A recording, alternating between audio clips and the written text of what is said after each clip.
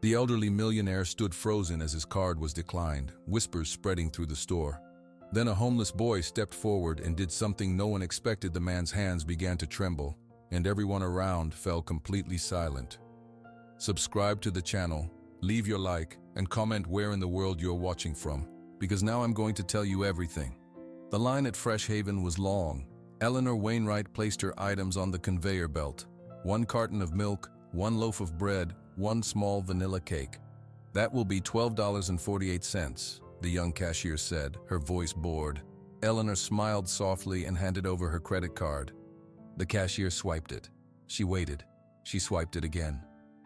"It's declined," the cashier said, louder now. A flush of heat climbed Eleanor's neck. "Oh, that can't be right. Please, try this one." She fumbled in her purse for a second card, her fingers brushing the string of pearls she always wore. The cashier took the other card. She swiped it. The machine beeped again, a sharp, ugly sound. "Declined," the cashier announced. A man behind Eleanor let out a loud sigh. "Come on, lady. Some of us have places to be." Eleanor did not turn around. She kept her eyes on the cashier. "There must be a mistake. My son manages the accounts. He must have forgotten." "You got cash?" the cashier asked. Eleanor opened her wallet. It was empty except for a $1 bill. Her heart began to pound. David had said he would cut her off if she did not sign the papers. He had meant it. I do not have cash," Eleanor whispered. "Then I have to put this back," the cashier said, already reaching for the cake. From near the cereal aisle, a boy watched. His name was Leo. His stomach growled. In his pocket was $5, enough for a sandwich from the day-old section. He saw the old woman's hands tremble on the counter. He saw the people behind her shake their heads and whisper. He heard their words. "Look at those pearls. And she can't pay for bread? Probably just wants attention." Leo knew the look on her face. It was not the look of someone wanting attention. It was the look of someone who was very, very scared. He had seen that look in the mirror. Without another thought, Leo walked forward. His shoes were too big and made a soft shuffle on the floor. He reached the counter and placed his $5 bill next to the carton of milk. The money was crumpled and warm from his hand. "For her," Leo said, his voice quiet. The entire line went silent. The sighing man closed his mouth. The cashier stared. Eleanor looked down. She saw a small, dirty hand next to her own. She saw the $5. Then she saw the boy's face. His eyes were big and brown and very serious. He was thin and his clothes were too large. A feeling cracked inside Eleanor's chest, sharp and warm. It had been years since anyone had given her anything, not wanting something in return. Not since her grandson Michael was small. Tears filled her eyes and spilled over, running down her powdered cheeks. She reached out and took Leo's hand. His fingers were cold. "Thank you," she whispered, her voice breaking. "Why would you do that?" Leo shrugged, looking at the floor. "You needed it more." The cashier quickly took the $5 and finished the transaction. She handed Eleanor the receipt and the single bag of groceries. Eleanor did not let go of Leo's hand. "Are you alone?" she asked him. Leo nodded. "Are you hungry?" He nodded again, still not looking at her. Eleanor took a deep breath. The hot shame was gone. In its place was a new feeling, clear and strong. She picked up her bag. She kept hold of Leo's hand. "Come with me," she said. "Let's get some proper food." She led him out of the quiet store, past the staring people, and into the cool Chicago afternoon. The boy with nothing walked beside her, and for the first time in a very long time, Eleanor Wainwright knew exactly what she had to do. The diner booth was warm and bright. Leo sat across from Eleanor, his eyes wide at the big menu. He had never been in a place like this before. A waitress named Debbie came over. "What can I get you to?" "Young man," Eleanor said softly, "order anything you would like, anything at all." Leo looked from the menu to Eleanor's face. She was still pale, but she smiled at him. "A cheeseburger?" he asked quietly. "And French fries? And a chocolate milkshake?" Eleanor added. Leo nodded, a small spark in his eyes. "I will have a cup of tea, please," Eleanor told the waitress. When the food came, Leo tried to eat slowly. He really did, but the smell of the burger was too good. He took a big bite. then another. Eleanor sipped her tea and watched him. She did not say a word. She just let him eat. When his plate was half empty, he finally slowed down. He looked up, suddenly shy. "Thank you," he said. "You are very welcome," Eleanor said. "My name is Eleanor. What is yours?" "Leo." "It is good to meet you, Leo." She paused. "Where are your parents?" Leo looked down at his fries. "My mom is gone. I don't know where. I was in a foster home. It was bad, so I left." "How long have you been on your own?" He shrugged. "A long time." He did not say it was over a year. He picked up a French fry but did not eat it. "Why didn't your cards work at the store?" Eleanor let out a slow breath. She stirred her tea. "My son David is angry with me. He wants me to give him my house. I said no, so he stopped letting me use my own money to punish me." Leo's brow furrowed. "That's mean." "Yes," Eleanor said, her voice very quiet. "It is." She looked around the diner. "I have a little bit of cash hidden at my house. Not much, but some. Enough for a little while." She opened her purse and took out her last bills to pay for the meal. It was most of what she had left. She did not hesitate. "What will you do now?" Leo asked. He was watching her closely, like he was trying to solve a puzzle. "I do not know," Eleanor said. Then she looked right at him. "But first, I am not letting you sleep outside tonight." Leo's shoulders stiffened. "I'm okay. I have a good spot." "It is going to rain tonight," Eleanor said. She had heard the forecast on her radio that morning. "You will come with me. We will get a room, just for one night." They took a bus to a part of the city Eleanor did not know well. The buildings were older. The sign for the Starlight Motel flickered in the early evening light. Eleanor used more of her hidden cash to pay for one night. The man at the desk did not look at them twice. The room had 2 beds and smelled of old carpet and cleaning spray. To Leo, it was the best place he had ever seen. He stood just inside the door, not moving. "You can take the first shower," Eleanor said. "There should be clean towels." Leo went into the bathroom. Eleanor sat on the edge of the bed. She could hear the water running. She thought about her big, quiet house across town. She thought about David. A cold fear touched her heart. What was she doing? This was not her life. The water stopped. After a while, Leo came out. His hair was wet and combed flat. He was swimming in the white motel bathrobe. "Your clothes are dirty," Eleanor said gently. "We will wash them in the sink later. For now, you can sleep in that." Leo nodded. He got into one of the beds and pulled the covers up to his chin. He lay perfectly still, staring at the ceiling. Eleanor took her own quick shower. When she came out in her clothes, Leo was still awake, his eyes open in the dark room. "Eleanor?" his small voice asked. "Yes, Leo?" "Are you scared?" She walked over and sat on the edge of his bed. In the light from the parking lot, she could see his face. "Yes," she said honestly. "I am a little scared, but I am also determined. Does that make sense?" "I think so," he said. "It means you're not going to quit." "That is exactly what it means." She patted his hand. "We will figure more out tomorrow. For now, we are safe. We are dry. We are together." He gave a slow nod. His eyes started to close. Within minutes, his breathing became deep and even. Eleanor stayed sitting there, watching him sleep. She saw how, even in sleep, one of his hands was fisted tight in the blanket. She saw the dirt under his fingernails. A feeling rose in her, so strong it took her breath away. It was not pity.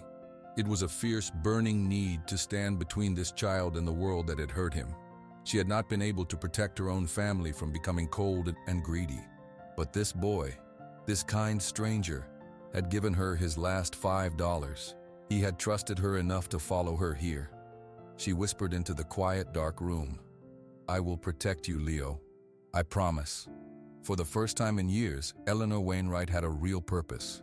It was terrifying, and it was wonderful. David Wainwright stood in the center of his mother's living room. The house on Elm Street was silent and cold.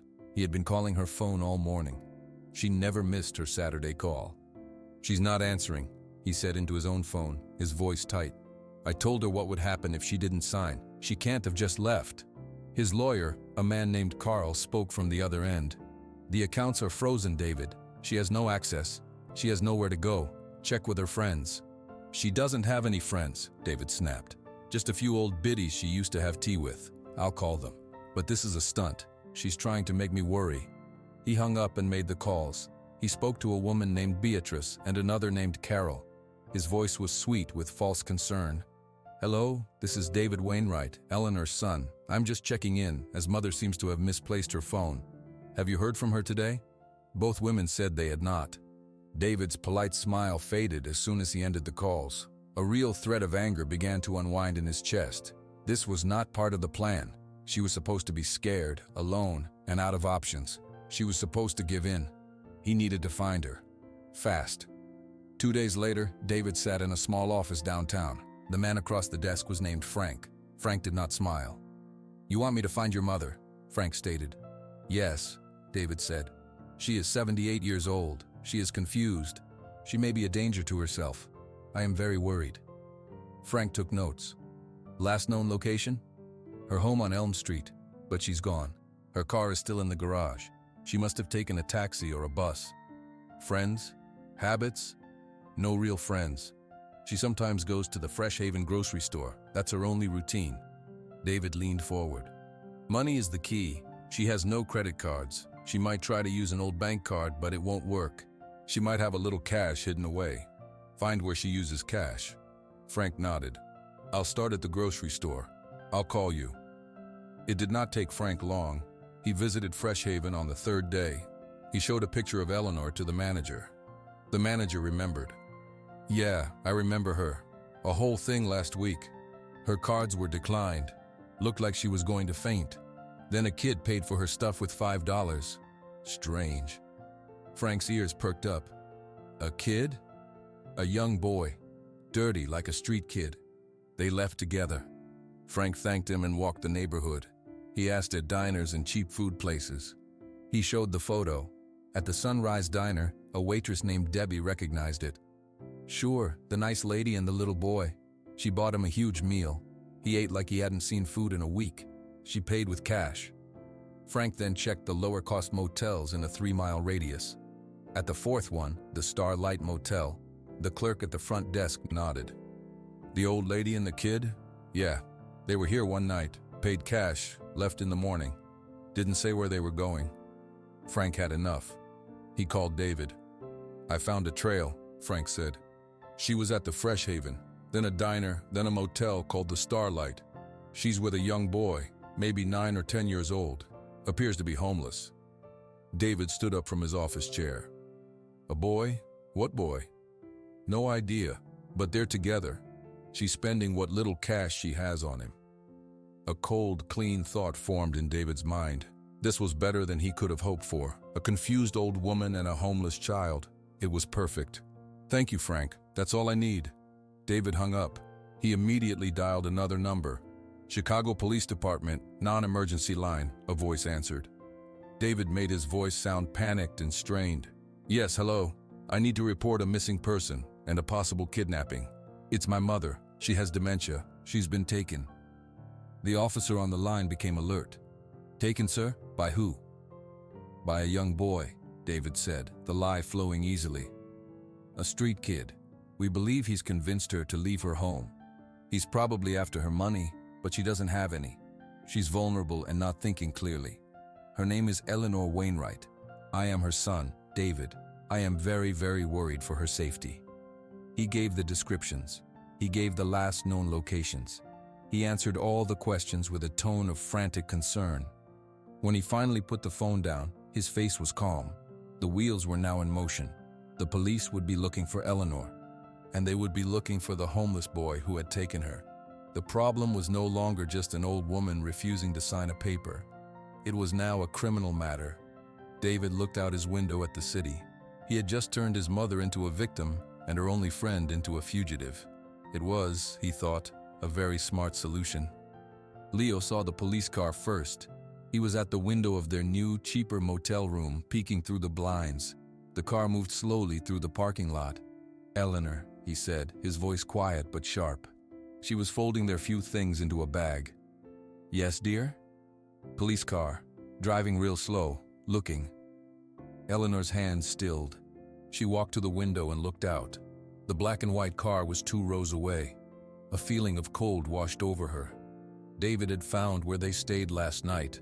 He was looking for them. "We have to go, right now," she said. She did not sound scared. She sounded sure. They did not wait to check out. They simply left the key on the bed and walked out the back door into a narrow alley. Eleanor carried the bag. Leo carried a paper bag with some bread and apples.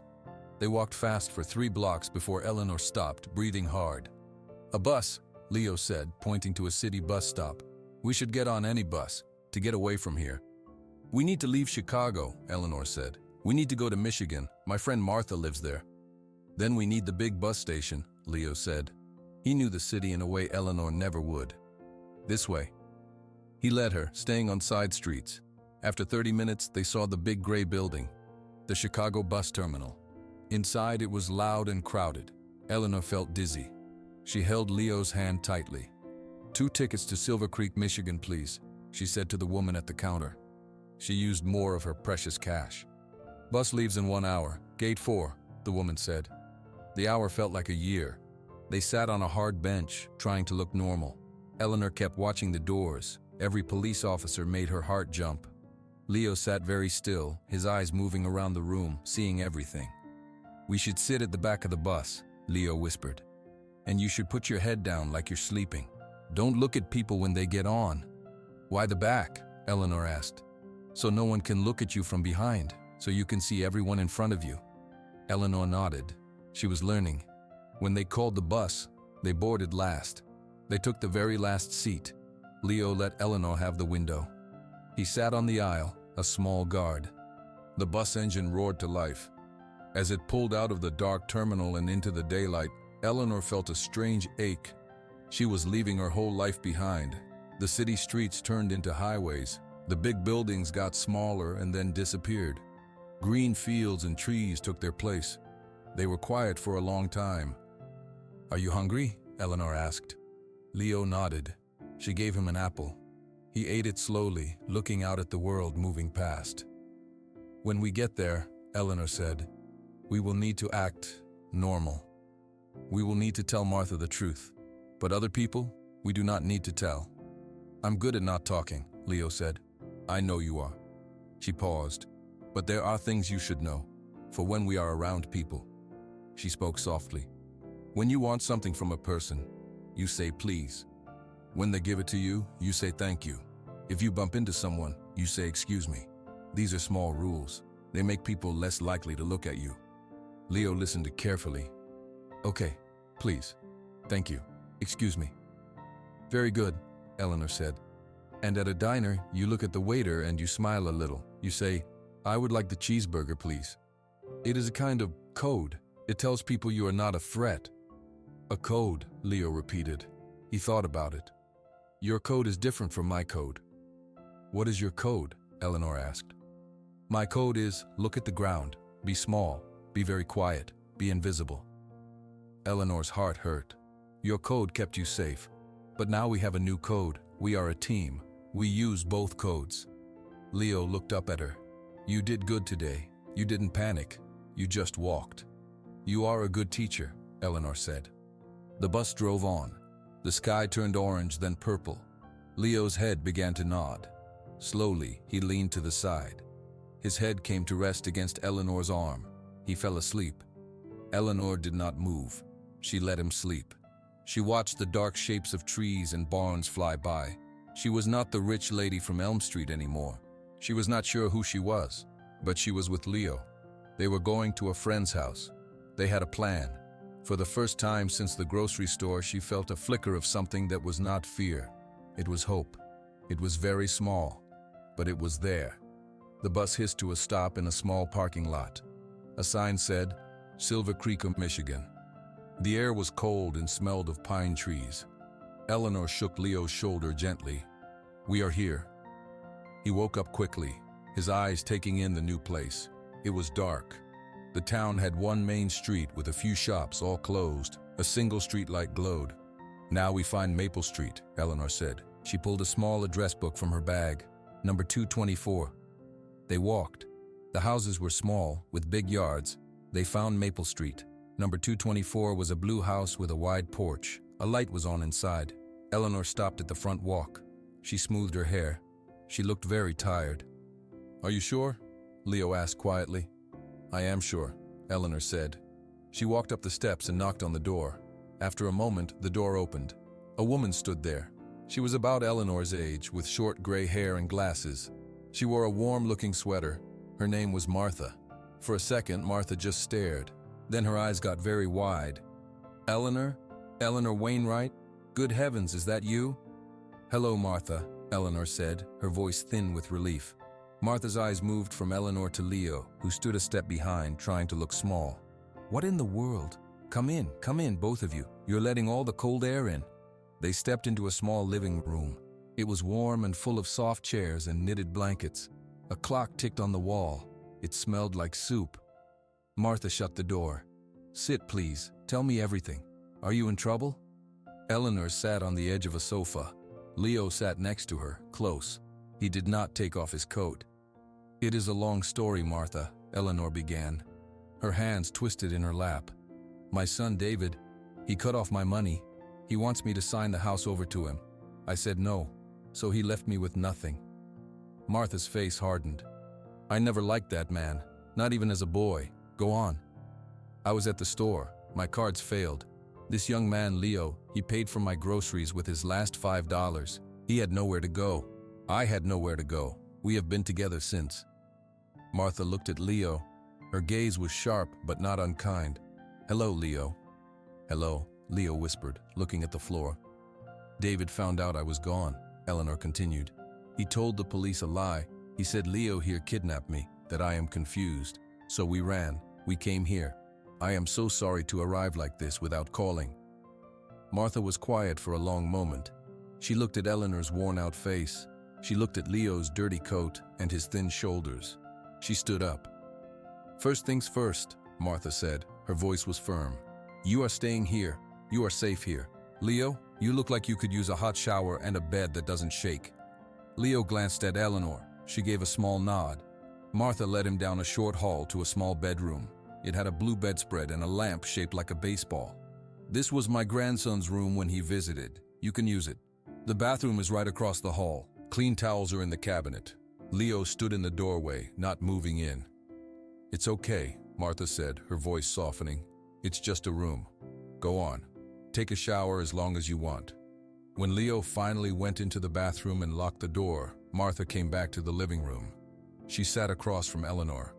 "You are in a heap of trouble, my friend," Martha said. "I know," Eleanor said, "but I am not giving up. I need to fight back.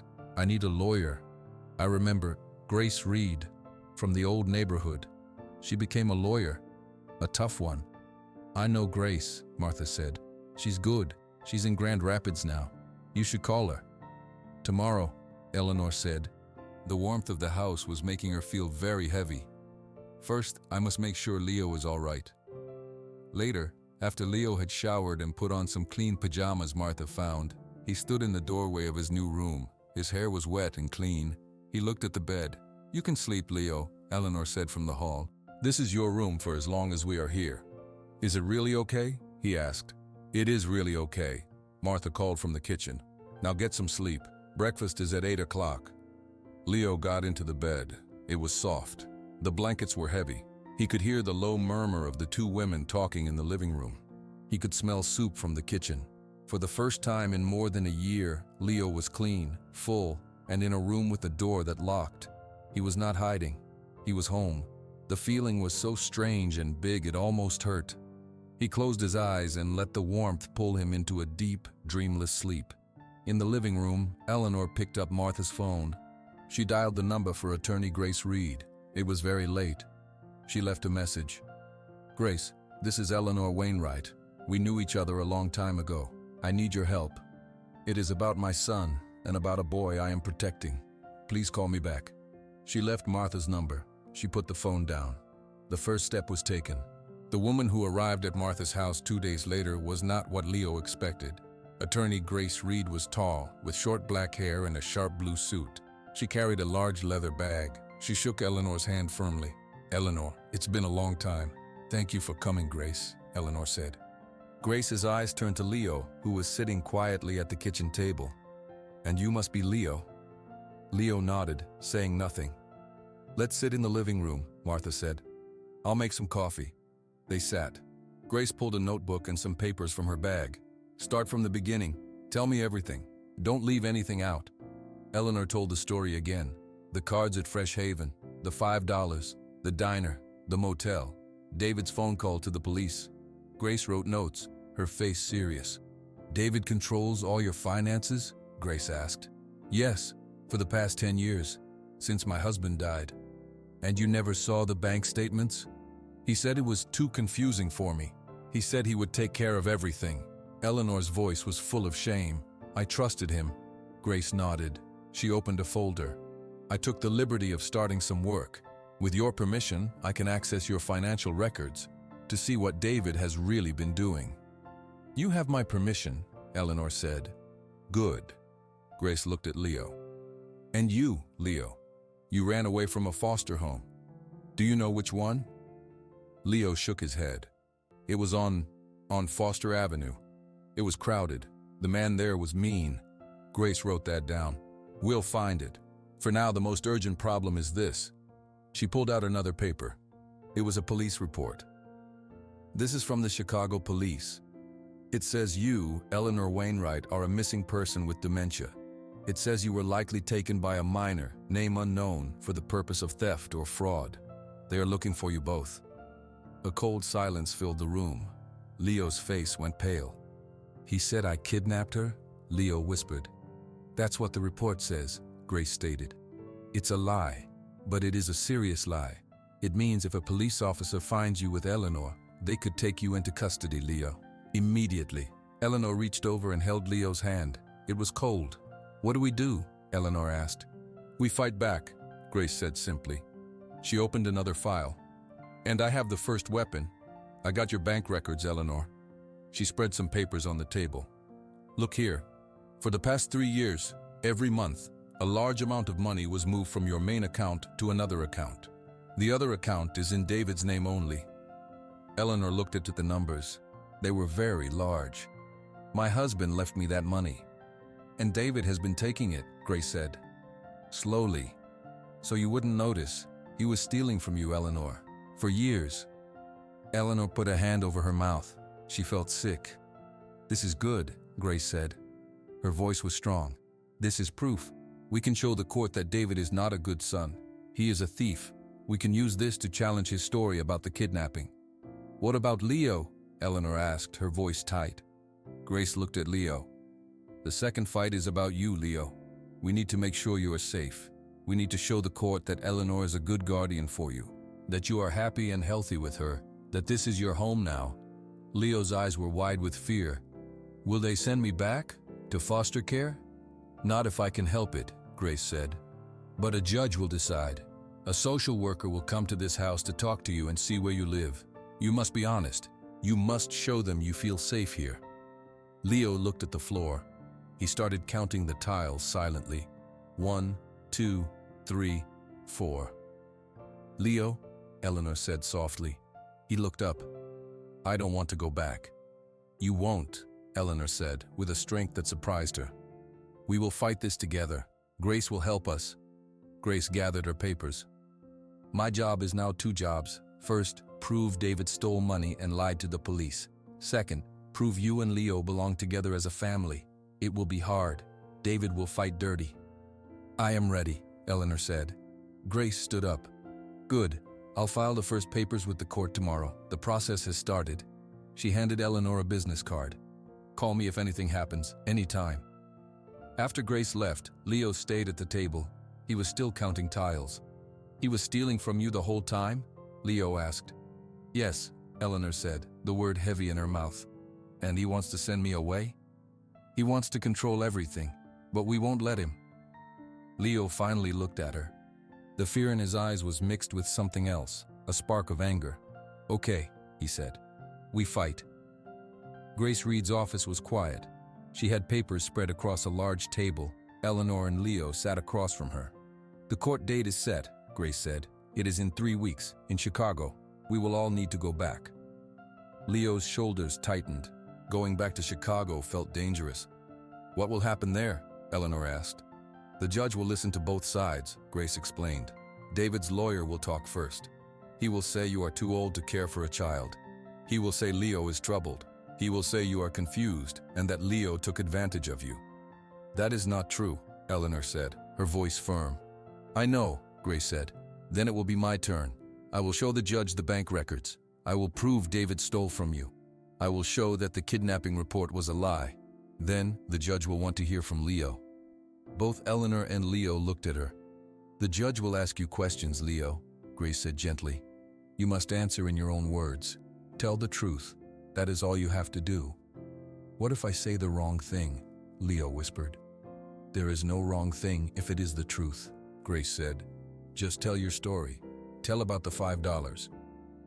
A few days later, a car pulled up to Martha's house. A woman with a kind face and a notebook got out. Her name was Mrs. Allen. She was a social worker.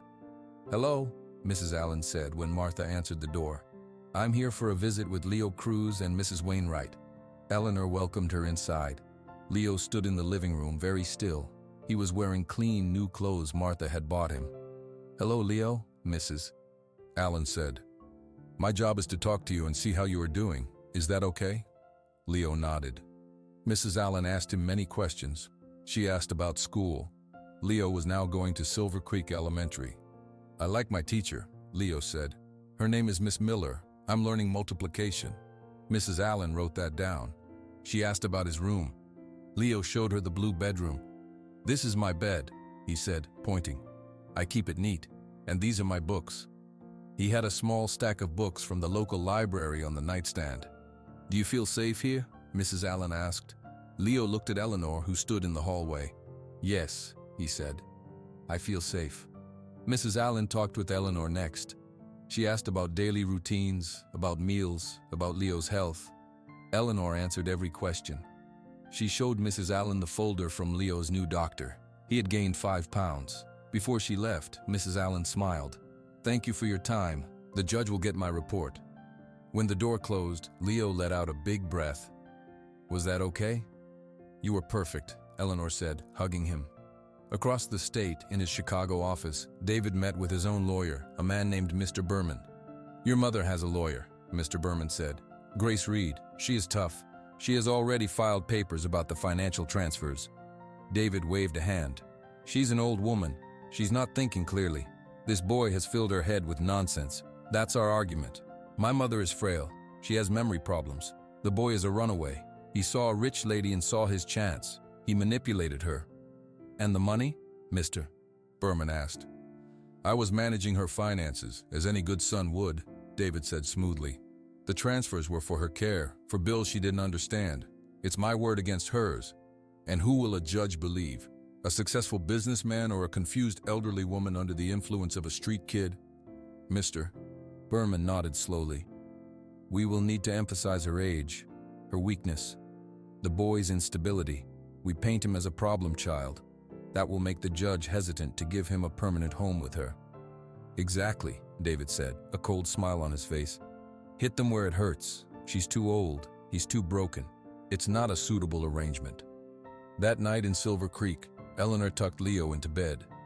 The social worker liked you, she said. She was nice, Leo said. But I'm scared of the judge. I am scared too, Eleanor admitted, sitting on the edge of his bed. But we will be together, and Grace will be with us. We have the truth on our side. That is a powerful thing. David has a big lawyer, Leo said. He does, Eleanor said. But big lawyers can tell big lies. We will tell one small true story about a boy who gave his last $5 to a stranger. She turned off the light. In the dark, Leo's voice was small. 3 weeks. 3 weeks, Eleanor echoed. Then we fight for our family. The courtroom in Chicago was very quiet. The judge, an older man named Judge Harris, looked at his papers. Eleanor sat at one table with Grace Reed. Leo sat between them, his feet not touching the floor. David sat at another table with his lawyer, Mr. Berman. We will begin, Judge Harris said. Mr. Berman, you may speak first. Mr. Berman stood up. He smiled a small, polite smile. "Thank you, Your Honor. This is a sad case. It is about a son's love for his mother. My client, David Wainwright, only wants what is best for his mother, Eleanor. But she is not well. She is confused. She has memory problems. Then, she met this boy." Mr. Berman pointed at Leo. Leo shrank down in his seat. "This boy is a runaway. He has no family. He saw a wealthy, confused woman alone. He saw his opportunity.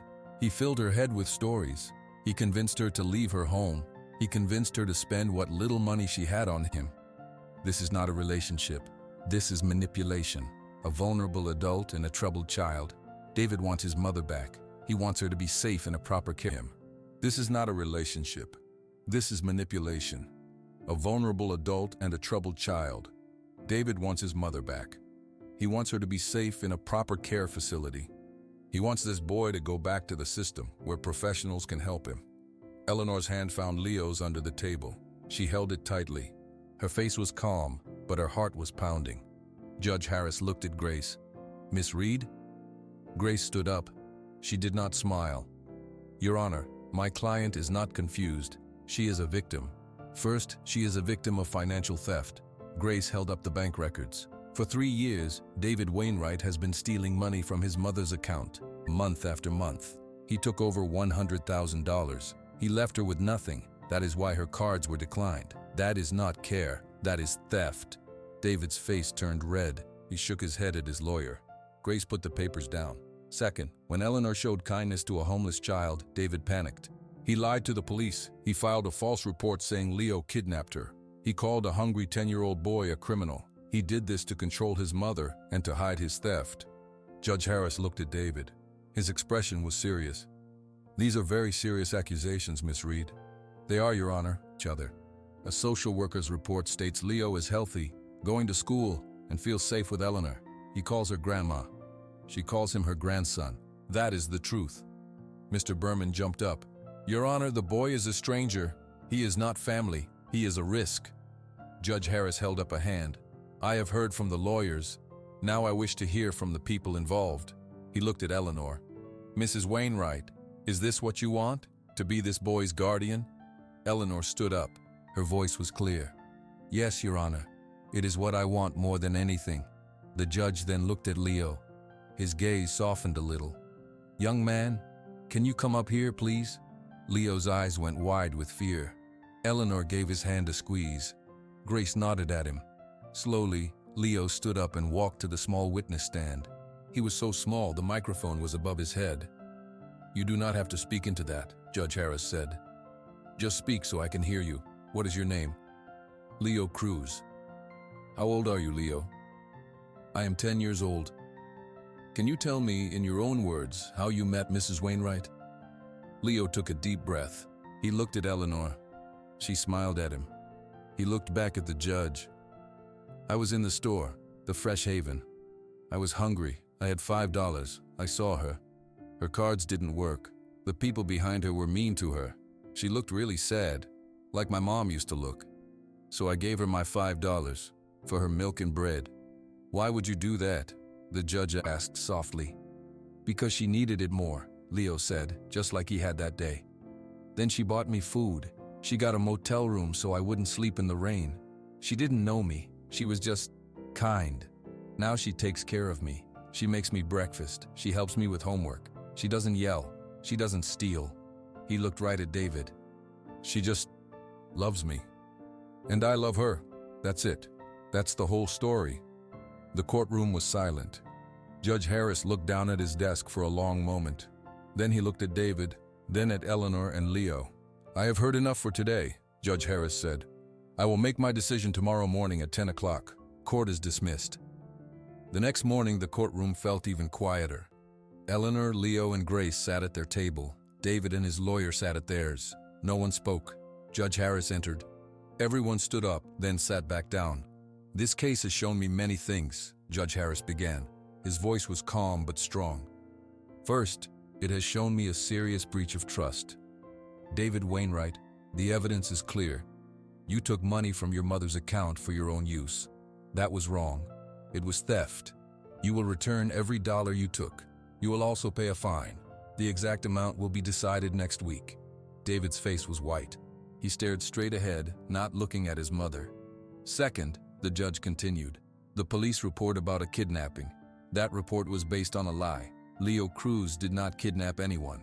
He showed an act of kindness. The report is now dismissed. The police have been notified." Eleanor let out a slow breath. She felt Grace pat her hand. "Now, the most important matter," Judge Harris said. He looked at Eleanor and Leo. "The request for guardianship. A family is not only about blood, it is about care. It is about responsibility. It is about love. Mrs. Wainwright, you have shown you can provide a safe and loving home. Leo, you have shown you are a good boy who deserves that home." He picked up a paper. "I grant the petition. Eleanor Wainwright is now the legal guardian of Leo Cruz." For a second there was silence. Then Leo made a small sound like a gasp. Eleanor pulled him into a tight hug right there at the table. She was crying, but she was smiling. "No," David shouted, jumping to his feet. "This is a mistake. She can't handle a child." "Mr. Wainwright, sit down," Judge Harris said, his voice like iron. "This case is over. You have lost. If you have any more concerns about your mother's well-being, you may file a proper report through the correct channels. But based on what I have seen here, I do not think you have her best interests at heart. Court is adjourned." The judge stood and left the room. The spell broke. Grace gathered her papers, a big smile on her face. "We did it. You did it." David stormed out of the courtroom without a word to anyone. Outside on the courthouse steps, the sun was shining. Leo blinked in the bright light. He was still holding Eleanor's hand. "What happens now?" Leo asked. "Now," Eleanor said, "we go home." "To the big house?" Leo asked, his voice worried. He did not like that house. "No," Eleanor said firmly, "not that house. That house is full of bad memories. We will sell it. We are going home to Michigan, to Martha's house first. Then we will find our own place, a small place, a cozy place, just for us." Leo's whole face relaxed. "Okay." A few weeks later, they were back in Silver Creek. They were not at Martha's house. They were standing on the porch of a small greenhouse. It was 2 streets over from Martha. It had a big backyard with an oak tree. "This is it," Eleanor said. "What do you think?" Leo walked inside. The living room was small. The kitchen had yellow curtains. There were 2 bedrooms. One was bigger for Eleanor. One was smaller, with a window that looked out at the tree. "This one can be mine?" Leo asked, standing in the doorway of the small room. "If you would like it," Eleanor said. "I would like it," Leo said. He could already imagine his bed under the window. They bought the house. They did not need much furniture. Martha helped them. She gave them a kitchen table and some chairs. She gave Leo a quilt for his bed. On their first night in the new house, Eleanor made spaghetti. They ate at the new table. It was quiet, but it was a good quiet. After dinner, they sat on the porch. The air was cool. Crickets were singing. "Are you happy, Leo?" Eleanor asked. He nodded, looking out at the dark yard. "Yeah, I'm happy. Are you?" Eleanor looked at him. She saw a clean, healthy boy. She saw her grandson. "Yes," she said. "I am very, very happy." They sat together in the peaceful dark, listening to the sounds of their new life beginning. Leo's new teacher, Miss Miller, stood at the front of the class. "Today, we are going to talk about community helpers. Can anyone tell me what a community helper is?" A girl named Chloe raised her hand. "A police officer or a firefighter." "Very good," Miss Miller said. "What about other kinds of helpers, people who help in different ways?" Leo looked at his desk. He thought about the workers at the soup kitchen in Chicago. He thought about Eleanor. He raised his hand slowly. "Yes, Leo?" "Someone who gives you food when you're hungry," Leo said, his voice quiet but clear. "Or a place to sleep when it's cold, even if they don't know you." The class was quiet for a moment. Miss Miller smiled softly. "That is a very good answer, Leo. That is a very important kind of helper." After school, Martha picked Leo up. Eleanor was not at home. She was at a small office in town with Grace Reed. "The paperwork is all finished," Grace said, sliding a stack of papers across the desk. "It is official. The Leo's Heart Foundation is now a registered charity." Eleanor touched the name printed on the top paper. She felt a swell of emotion. The money from the sale of the Chicago house is in the foundation's account, Grace continued. It is a lot of money, more than enough to start. Your job now is to help. That is all I want to do, Eleanor said. The first project was a weekend backpack program with the local school. They filled backpacks with food for children who might not have enough to eat at home. Leo helped pack them. He put in cans of soup, boxes of pasta, bags of apples. A woman from the school, Mrs. Garcia, helped them. For some kids, this food is all they have for the weekend. Thank you. One Saturday, the foundation helped at a community center in Grand Rapids. They gave out warm coats and socks. Leo stood with Eleanor at a table. A boy about Leo's age came up. His coat was too thin. He picked out a blue, puffy coat. He put it on. He did not say thank you. He just looked at the floor. Leo walked around the table. He picked up a pair of gloves. He handed them to the boy. These two, for your hands. The boy took the gloves. He looked at Leo. You live around here? No, Leo said. I live in Silver Creek, but I used to need a coat too. The boy nodded. He put the gloves in his pocket and walked away. On the car ride home, Eleanor spoke. You were very good with that boy today. Leo watched the trees go by the window. He was scared, and he was proud. It's hard to take stuff when you're like that. You feel like you shouldn't need it. How did you know what to do? Eleanor asked. I just knew what I would have wanted, Leo said. Someone to not make a big deal about it. Just to help. They got home. The greenhouse was warm. Leo did his homework at the kitchen table. Eleanor made soup. They ate together. After dinner, they went to the porch. It was their favorite time. The sky was turning pink. The foundation is helping 20 families now, Eleanor said. Next month, maybe 30. That's good, Leo said. It is because of you, Eleanor said. Your $5 started it all. Leo thought about that. It wasn't the money, it was you. You took my hand. You didn't let go. Eleanor reached over and took his hand now. She held it. They sat in a comfortable silence. Down the street, a neighbor waved. Good evening, Eleanor. Hi, Leo. They waved back. Leo was not a homeless boy anymore. Eleanor was not a lonely rich lady anymore. They were just Leo and Eleanor, grandma and grandson, a family built on one moment of kindness in a grocery store, a moment that grew and grew until it could help other people too. They sat there until the stars came out, quiet and happy, home at last.